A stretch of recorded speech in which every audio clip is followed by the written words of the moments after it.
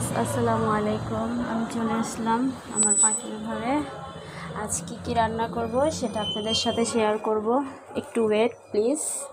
প্রথমে এসে জানলাটা খুলে দিলাম। প্রচণ্ড গরম, এই গরমে বুঝতেই তো পারতেছেন কি অবস্থা সবার। আর এখন আমি নিয়ে নিলাম যে ঝুড়িটাতে সবজি ঢালবো, সেই ঝুড়িটা দেখাচ্ছি। আমি নিয়ে নিলাম বেগুন, পটল, আর নিয়ে নিলাম কাচকি মাছের শুটকি। জানি আপনারা ভাবতেছেন আমি এগুলো দিয়ে কি রান্না করব, দেখাচ্ছি। একটা আম এরকম সাইজের হলে হবে, আর সামান্য পরিমাণের এতটুকু ডাল, মুসুরির ডাল বা যে কোনো ডাল, আপনাদের ঘরে যে কোনো ডাল থাকলে সেটা দিয়ে রান্না করতে পারবেন। আমি দেখাচ্ছি। আমি রান্না করতে যাচ্ছি মুসুরির ডাল দিয়ে আম। এই গরমে একটু টক টক না হলে আমি এগুলো দিয়ে কি রান্না করব। আসলে আমি এগুলো রান্না করব হচ্ছে এই বেগুন দিয়ে গরমের মধ্যে। এই যে দেখুন, চচ্চড়ি করার জন্য ঠিক আছে গাইস, দেখুন আমি বেগুনগুলো এভাবে কুচিয়ে নিয়েছি। বেগুনগুলো ঠিক এভাবে কেটে আপনারা কিন্তু পানির ভিতরে ভিজিয়ে রাখবেন। ভুলেও এই কাজটা করবেন না, পানি ছাড়া বেগুন রাখবেন না, তাহলে বেগুনটা কালো হয়ে যাবে, দেখতে খুব বাজে লাগবে। আর ছুরির সাহায্যও করতে পারেন, আমি তো ছুরির সাহায্যেই করব। এই যে এভাবে আপনারা ছুরির সাহায্যে হালকা করে একটু ছিলে নেবেন, দেখতেও ভালো লাগবে।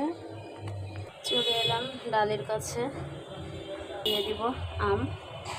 আমি তো এতটা আম দিব, আপনারা চাইলে কমও দিতে পারেন, বেশিও দিতে পারেন, আপনাদের স্বাদ মতো। কিন্তু গরমের মধ্যে একটু বেশি করে দিলেই টকটা হবে, খেতেও একটু স্বাদ লাগবে। যাই হোক, আপনারা আপনাদের ইচ্ছে মতো দিবেন। এখন আমি দিয়ে দিব হাফ চা চামচ হলুদের গুঁড়ো, পরিমাণ মতো স্বাদ অনুযায়ী লবণ, যে যেমন খান। আমার ডালটা বেশ হয়ে এসেছে, দেখুন কীভাবে আমগুলো গলে গিয়েছে। একটা কড়াই, জালটা ধরিয়ে দিচ্ছি। ডালটা বাগারের জন্য সামান্য পরিমাণ তেল দিয়ে দিচ্ছি। আপনারা আপনাদের ইচ্ছে মতো দিয়ে দিচ্ছি একটু পেঁয়াজ কুচি।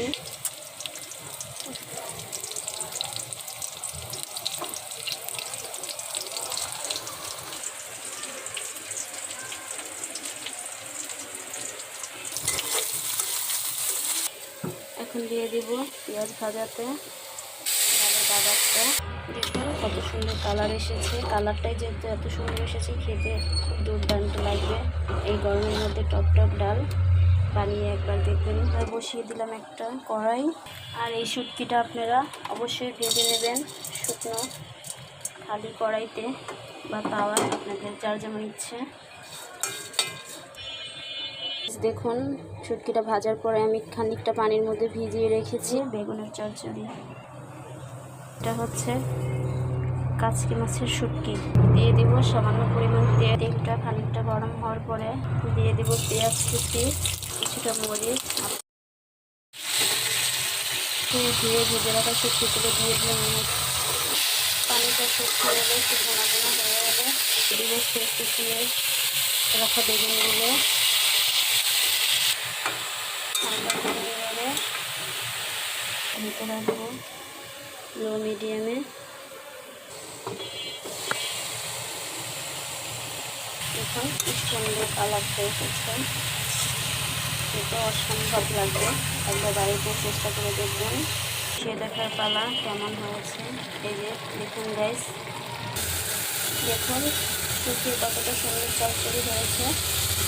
আপনারা চাইলে এভাবেই করতে পারেন বা হালকা ঝোলও রাখতে পারেন, যার যেমন ইচ্ছে। আমার তো ভাই এমনটাই পছন্দ।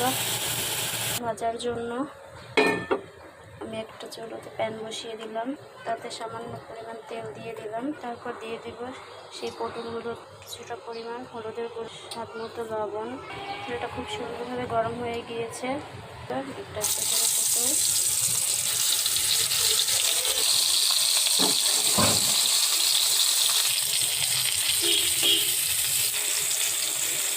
সুন্দর হয়েছে, দেখুন এই পিসটা। এখন আমি ঠিক এরকমভাবে প্রতিটা ভেজে নেব। দেখুন এই পাঁচটা কি সুন্দর ভাজা হয়ে গিয়েছে, একদম মাছ মাছে ভাজা। এবার পরিবেশন করার দেখানোর পালা, প্লিজ পাশেই থাকবেন। এই যে গাইস নিয়ে আসলাম পটল ভাজা, একটু ঝাল ঝাল হওয়ার জন্য সাথে 2টা মরিচ ভেজে দিলাম। এই যে সেই কাচকির গুঁড়ার চচ্চড়ি, আম দিয়ে ডাল। প্লিজ কেমন হয়েছে বলবেন আমাকে। আর আমার হয়তো আপনারা ভাবতেছেন এতগুলো রান্না একসাথে কেন, আসলে আমার একটু বেশি রান্না করতে ভালোই লাগে, এর জন্য এরকম রান্না বাড়া। ঠিক আছে গাইস, ওকে, ভালো থাকবেন। আসসালামু আলাইকুম। পাশে থাকার জন্য অনুরোধ করা গেল।